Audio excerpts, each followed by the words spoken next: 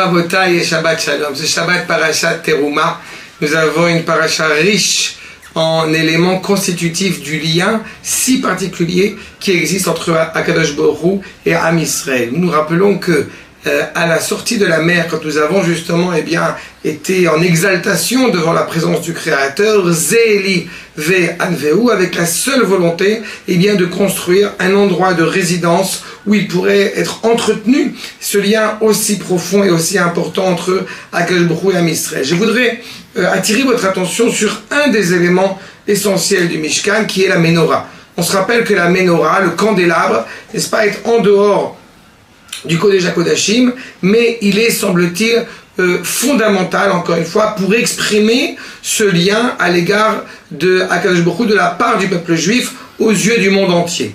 Nos Rachamim témoignent que cette Ménorah, justement, elle est le témoin aux yeux du monde entier, Bekol Bayolam, que la Shekhinah, que la résidence d'Akadosh Baruch Hu, que la présence d'Akadosh Baruch Hu réside en Israël. À un tel point qu'on insiste sur le fait que, cette Ménorah est restée à raviver la flamme pendant des siècles et des siècles, justement, dans notre présence quand nous arrivons à Yerushalayim.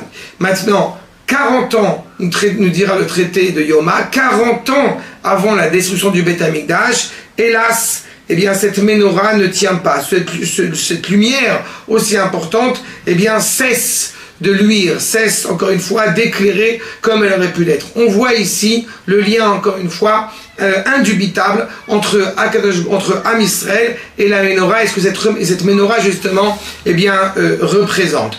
Nous parlons dans justement notre verset Ve'asita Menorah Za'av Tahor Mikshe Ta'aseh Menorah. Donc, on a d'abord, première chose, comme c'est le cas pour tous les éléments à part l'arche d'alliance, sur le fait qu'il y a une exigence de construire cette Ménorah entièrement d'or, et chose très étrange, qu'il soit écrit TAC avec un Yud dans la Torah. D'abord, c'est un passif, TAC, quand cette Ménorah pouvait être faite par elle-même. On doit s'interroger sur cette problématique-là. Le deuxième point, qui est l'ajout de ce Yud, qui n'est pas obligatoire, mais qui nous renseigne sur la raison pour laquelle Shlomo HaMelech, quand il construira le Beth Amikdash, il ne mettra pas une Ménorah, mais 10 Ménorot, en référence justement à ce verset. Et puis, les éléments essentiels qui constituent cette esthétique de la Ménorah, Yircha ve Kene Gavia, Kaftorea ou Pechea Menouy. Donc, nous avons, Yircha, nous dit le Ramat Vali, c'est le coup. La Ménorah, en réalité, est l'essentiel sur lequel le monde repose. Comme vous le savez, la Ménorah n'est pas là pour éclairer l'intérieur du Mishkan, mais au contraire éclairer le monde, éclairer l'extérieur. Et donc, par conséquent, cette Ménorah, Ner Mitzvah et Torah Or, nous savons pertinemment que cette Ménorah est rattachée à la lumière, encore une fois, évoquée par la Torah. Mais quel est le sens, justement, un homme digne de ce nom, un homme qui a cette épine dorsale, donc ce cou qui rattache bien la tête au reste du corps, c'est un petit peu l'image de la Ménorah. Mais que représente justement la Gavia? D'abord, qu'est-ce que c'est que cette Gavia? Il semble que nous enseigne Rashi que ce sont des coupelles qui sont telles qu'on trouve des coupelles en verre, en l'occurrence elles sont en or. Kaftorea, donc Gavia sont des calices, Kaftorea ce sont les boutons, et enfin Pirchea ce sont les fleurs qui sont inhérentes, encore une fois, à cette Ménorah. Nous avons a priori un pur détail esthétique, en réalité, c'est un détail qui est très important. Nous avons sur chacune des 6 branches de la Ménorah, nous avons sur chacune des branches, nous avons 3 calices, 3 gavim. Sur la branche principale, celle qui est au milieu, la 7e, nous avons 4 gavim. Deuxième point, avec cette Gavia est attachée aussi, comme nous venons de le dire, Kaftor, donc un bouton et une fleur. Et donc pourquoi? Quel est le sens, encore une fois, de cette précision? Nous savons que le monde a été façonné en 6 jours traditionnellement, et le 7e jour est l'expression de la cohésion, de la cohérence, de l'harmonie entre le Créateur et la créature. Si Akadosh Baruch Hu, comme nous le savons, se met un petit peu en retrait pour permettre à la créature de construire justement le monde, de parfaire le monde, ça peut le mettre aussi en danger.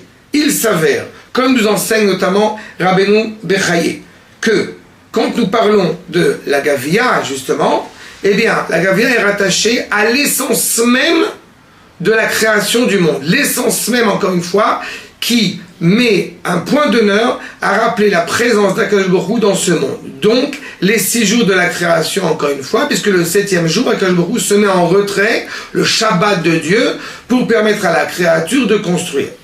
Le 2e point, c'est les Kaftorim. Quel est le rôle du bouton ? D'abord, quand il est constitué sur la menorah, c'est une sorte de boule, une sorte d'œuf comme ça. Que signifie justement ce bouton ? Le bouton est là pour attacher 2 réalités ensemble.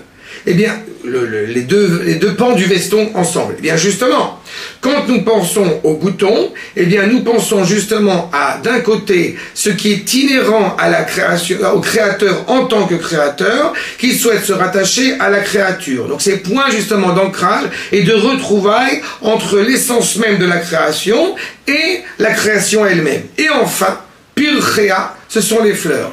Les odeurs agréables qui poussent directement de la terre, ces odeurs justement du monde dans lequel nous nous trouvons, qui n'a pour sens et qui n'a pour aspiration que retrouver clairement cette cohérence qui le rattache au Créateur. Nous avons 3 dimensions ainsi que 3 mondes, l'essence même encore une fois de la présence du Créateur, retrouver dans ces forces qui vont influencer la création, et enfin la création elle-même. Et ces 3 parties-là, encore une fois, sont intimement reliées.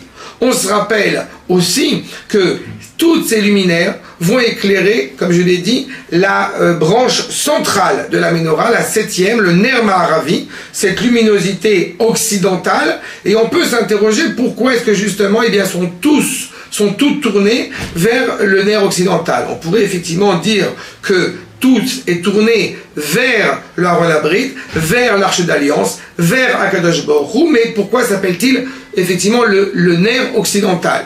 Et il me semble que quand nous véhiculons dans le monde occidental un monde qui se veut dénué de Dieu, peut-être que l'alternative est ce que propose l'Orient, c'est-à-dire un monde où est dénué totalement la dignité de l'homme au profit de la divinité quelconque. Nous le retrouvons dans le monde arabe, nous le retrouvons dans le monde en Extrême-Orient, ce rapport à la divinité qui va même prendre, qui va venir au détriment de la créature et de la dignité humaine. À l'inverse, dans le monde occidental, justement, nous avons un reproche fait au culte, fait à ce rapport, encore une fois, à l'absolu, ce rapport à vouloir donner à l'autre réellement. Et il me semble que selon ce postulat, c'est exactement l'évocation du Ner Ma'aravi. C'est exactement justement cette réalité à laquelle, bien imbriquée dans le monde dans lequel nous vivons, nous avons affaire, nous avons une aspiration qui n'est pas qu'une aspiration idéale, à nous rattacher au centre et justement